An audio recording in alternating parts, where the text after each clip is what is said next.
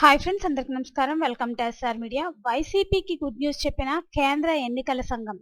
ఇటీవల జరిగిన సార్వత్రిక ఎన్నికల్లో వైసీపీ దారుణంగా ఓడిపోయిన సంగతి తెలిసిందే. పార్టీ ఓడిపోవడంతో వైసీపీ శ్రేణులు తీవ్ర నిరాశలో కూరుకుపోయారు. తిరిగి అధికారంలోకి వస్తామని ధీమాగా ఉన్న నాయకులు, కార్యకర్తలు పార్టీ ఓడిపోవడంతో నైరాశ్యంలో మునిగిపోయారు. గత ఎన్నికల్లో 151 సీట్లలో ఘన విజయం సాధించి అధికారంలోకి వచ్చిన వైసీపీ తీవ్ర ప్రజాగ్రహానికి లోనై కేవలం 11 సీట్లలో మాత్రమే విజయం సాధించగలిగింది. 2019 ఎన్నికల్లో 22 పార్లమెంటు స్థానాలకు గెలుచుకున్న ఆ పార్టీ ఈసారి 4 పార్లమెంటు స్థానాలకు మాత్రమే పరిమితమైంది. ప్రభుత్వ వ్యతిరేకత, ప్రజా ఆగ్రహంతో వైసీపీ కంచుకోటలు కూడా బద్దలయ్యాయి. ఊహించని రీతిలో వైసీపీ ఓటమి పాలు కావడం 2 తెలుగు రాష్ట్ర రాజకీయాల్లో హాట్ టాపిక్ గా మారింది.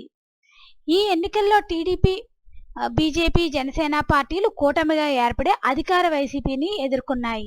ఈ ఎన్నికల్లో ప్రజలు కూటమికి పట్టం కట్టారు. ఇదిలా ఉంటే ఓటమి నిరాశలో ఉన్న వైసీపీ నాయకులకు, కార్యకర్తలకు కేంద్ర ఎన్నికల సంఘం శుభవార్త అందించింది. ఈ ఎన్నికల్లో కూటమి విజయం సాధించినప్పటికీ వైసీపీ తన ఆధిపత్యాన్ని మరోసారి నిరూపించుకుంది. ఇటీవల జరిగిన ఎన్నికల్లో అతిపెద్ద పార్టీగా వైసీపీ అవతరించింది. టీడీపీ నాయకత్వంలోని కూటమి అధికారంలోకి వచ్చినప్పటికీ వైసీపీ కంటే ఓట్లను సాధించడంలో ఈ 3 పార్టీలు కూడా వెనకబడ్డాయి.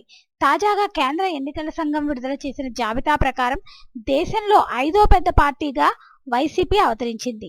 పార్లమెంట్ ఎన్నికల్లో బీజేపీ 36.5% పైగా ఓట్లు సాధించి మొదటి స్థానంలో నిలిచింది. 21.9% పైగా ఓట్లు సాధించి రెండో అతిపెద్ద పార్టీగా కాంగ్రెస్ ఆవిర్భవించింది. 4.5% ఓట్లు తెచ్చుకున్న సమాజ్వాదీ పార్టీ మూడో స్థానంలో నిలవగా 4.3% ఓట్లు సాధించిన తృణమూల్ కాంగ్రెస్ 4వ స్థానంలో నిలిచింది. ఇక వైఎస్ జగన్ నేతృత్వంలో వైసీపీ 2.06% ఓట్లు సాధించి 5వ స్థానంలో నిలిచింది. ఈ జాబితాలో టీడీపీ 7వ స్థానంతో సరిపెట్టుకుంది. 1.9% ఓట్లతో టీడీపీ 7వ స్థానానికి పరిమితమైంది. వైసీపీ కంటే ముందున్న 4 పార్టీలు కూడా ఏదో ఒక పార్టీతో పొత్తు పెట్టుకుని ఈ ఓట్ల సాధించాయి. కానీ వైసీపీ సింగిల్ గానే పోటీ చేసి ఘనత సాధించడం విశేషం. పార్లమెంట్ ఎన్నికల్లో టీడీపీ కన్నా వైసీపీ అధిక ఓట్లను సాధించడం, దేశంలోనే అతిపెద్ద పార్టీగా అవతరించడం కూటమి నేతలకు మింగుడు పడటం లేదు. 2019 ఎన్నికల్లో కూడా వైసీపీ 3వ స్థానంలో నిలిచింది.